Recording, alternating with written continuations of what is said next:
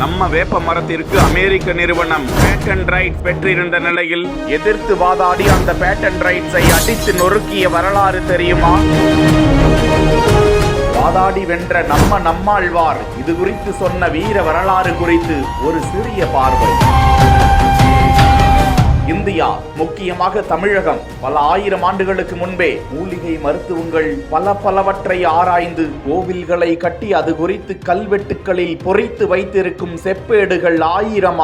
இப்படி இருக்க தென்னிந்தியாவில் மட்டுமே அதிகம் காணப்படக்கூடிய வேப்ப மரங்களுக்கு அமெரிக்க நிறுவனம் ஒன்று பேட்டன்ட் ரைட்ஸ் பெற்றுவிட்டதாம். வேப்ப மரம் சார்ந்த பொருட்களில் இருந்து வேறு யாரும் எந்த ஒரு பொருளையும் தயாரிக்க கூடாது. அப்படி தயாரிப்பது தெரிந்தால் அவர்களுக்கு கப்பம் கட்ட வேண்டும். இது குறித்து நம்மாழ்வாரே பேசிய தகவல் இது.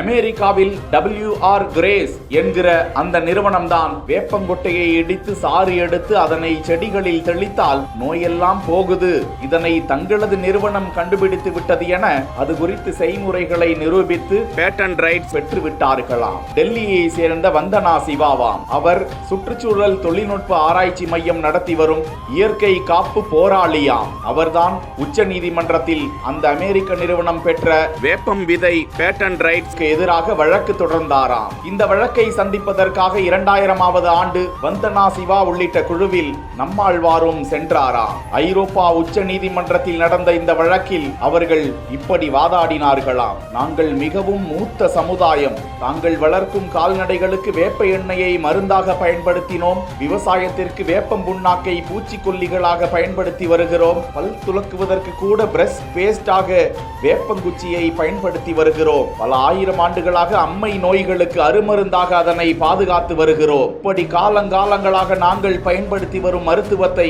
நீங்கள் புதிதாக கண்டுபிடித்து விட்டோம் என பேட்டன்ட் ரைட்ஸ் பெற்றிருப்பது செல்லாது என வாதாடினார்களாம்.